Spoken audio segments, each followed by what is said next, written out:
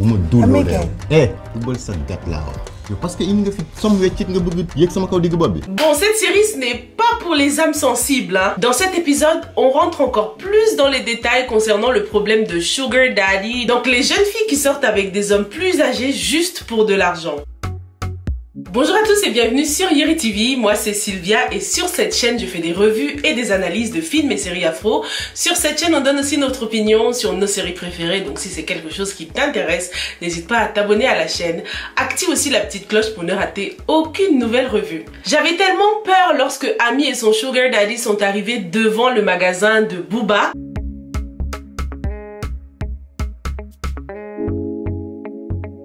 J'avais peur pour elle parce que d'après ce qu'elle a raconté à Djibril, Booba a l'habitude de la frapper et tout ça. Donc je me suis dit, oh my god, qu'est-ce qui va se passer?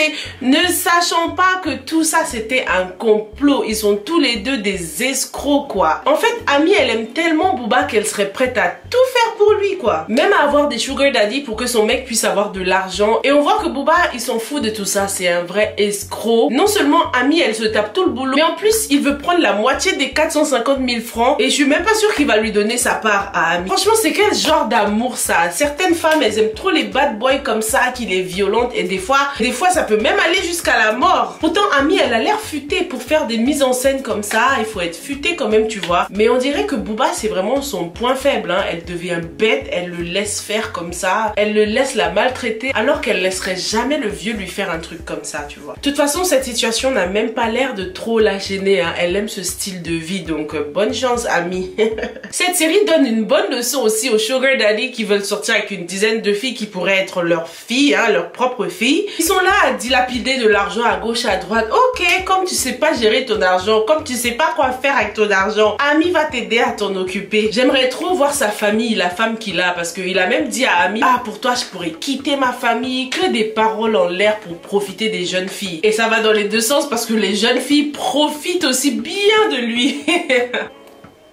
En tout cas, ce scénario-là, il reflète très bien la société, hein, parce que des histoires comme ça, il y en a des milliers et des milliers. C'est la réalité dans laquelle on vit. Hein. Des femmes prêtes à tout pour de l'argent et des hommes riches prêts à tout pour avoir un peu de chair fraîche, un peu de jeunesse, tu vois.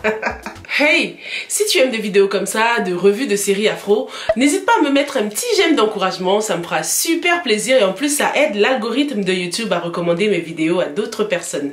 Merci. Dans cet épisode, je n'avais aucune peine pour certaines femmes, hein, entre Ami qui se faisait taper et l'autre là qui pleurait dans la voiture. Franchement, ça m'a fait zéro peine. Elle prétend avoir des problèmes avec les hommes et que ce sera sûrement Ousmane qui pourra la guérir et tout ça, mais non. J'avais envie de lui dire, mais tu dois faire un travail sur toi-même. C'est pas un homme qui va venir t'aider à régler tes problèmes d'homme parce qu'il est ceci, cela. Donc t'attends que lui il t'apporte des choses, mais qu'est-ce que tu lui apportes toi en retour? Tu dois d'abord travailler sur toi-même aussi. Donc voilà, je n'ai pas eu de la peine pour son histoire. Dis-moi ce que t'as pensé de cette femme qui est tellement amoureuse de Ousmane, tellement amoureuse qu'elle pleure carrément et tout. Dans cet épisode, on voit aussi que Nilan et Djibril se sont enfin rencontrés.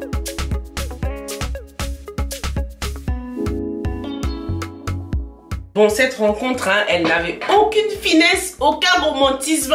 Franchement, les personnages sont tellement centrés sur le physique, c'est un truc de ouf. Comme je l'ai déjà dit dans la revue précédente, beaucoup de personnages accordent de l'importance à leur beauté physique. Hein. Donc les scènes à la gym où on s'entretient physiquement sont des scènes super importantes. C'est d'ailleurs à la gym que Mbayane a fait la rencontre de Booba. Et c'est encore une fois à la salle que Nilan et Djibril se rencontrent. Ces deux femmes-là, ces deux copines, Nilan et Mbayane, elles n'ont vraiment pas froid aux yeux, hein. Ce sont des femmes mariées qui ont quand même une belle vie mais qui ne sont pas satisfaites. On voit qu'elles en veulent plus, elles veulent toujours plaire aux hommes, elles n'ont même pas peur de draguer les hommes. Elle ne lui a pas caché à Djibril qu'elle était mariée, mais ça n'avait pas l'air de le gêner. Il la dévorait du regard, il se dévorait du regard. Dans sa tête il se disait, c'est pas parce qu'il y a un gardien qu'on ne peut pas marquer de but que t'es un mari ou pas, que tu t'appelles Nilan ou Madame Diop.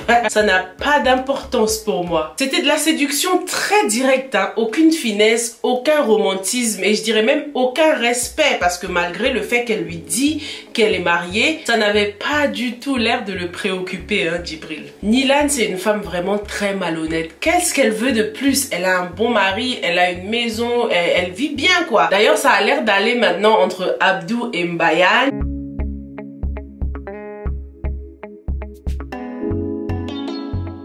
Et ce qu'on remarque aussi dans cette série, c'est qu'il n'y a pas de présence, ou en tout cas on ne montre pas du tout les enfants, tu vois. On nous a fait comprendre que Abdou et Mbayane avaient une fille, mais on ne la montre pas. En fait, on voit tous ces couples là, en tout cas en particulier le couple de ces deux femmes là, Nilan et Mbayane. On a l'impression qu'ils sont mariés depuis longtemps. Ce n'est pas forcément des jeunes mariés, donc on s'attend forcément à voir des enfants dans le scénario, ou bien qui sont là comme des figurants en tout cas. Parce que l'impression que ça me donne, en tout cas, c'est que ces couples sont mariés depuis au moins 10 ans, non? Qu'est-ce que t'en penses? Est-ce que tu penses que ce sont des jeunes mariés, ou est-ce que tu penses qu'ils sont mariés depuis un certain temps? On a aussi l'histoire de Evelyne et son fiancé. Oh my god, ça c'est l'une des histoires qui m'intéresse la plus dans cette série. Hâte de voir comment ça va se passer avec Ousmane. Décidément, on dirait que Evelyne, elle ne tombe que sur des gens qui sont à fond dans la religion.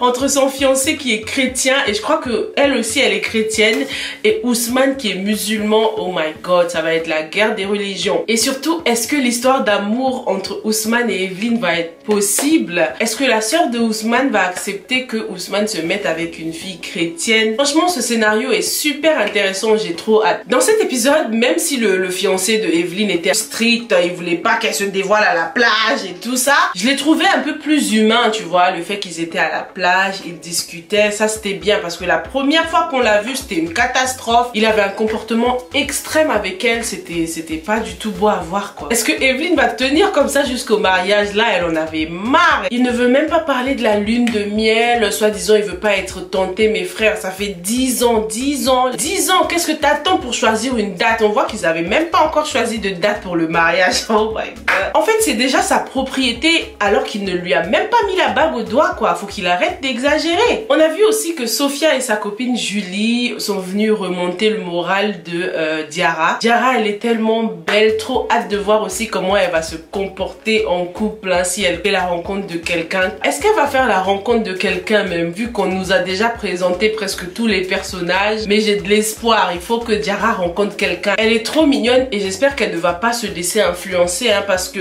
certes, les conseils de Julie venaient d'une bonne intention, mais qu'est-ce qu'elle en sait? Diarra était en train de manger des arachides au lieu d'une banane ou des fruits, mais ça se trouve elle fait un régime, qu'est-ce que t'en sais? Jusqu'à présent, en fait, Diarra a juste eu de mauvaises fréquentations, parce que des amis qui ne te respectent pas et qui ne respectent pas ton frère, c'est même pas la peine, quoi. J'aime bien cette amitié entre Sophia, Julie et Diarra. Julie a l'air d'être une très très bonne copine, donc elle va sûrement aider Diarra à s'en sortir à la fac. En tout cas, moi j'ai hâte de voir l'histoire de Evelyne et Ousmane, c'est tout ce que j'attends.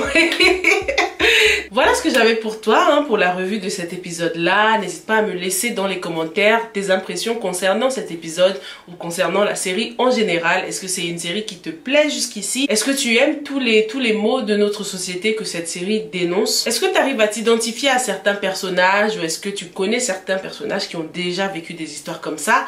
J'attends ta réponse dans les commentaires. Hâte de te lire. En attendant, je te retrouve dans la prochaine revue. Stay safe and stay blessed. Bye.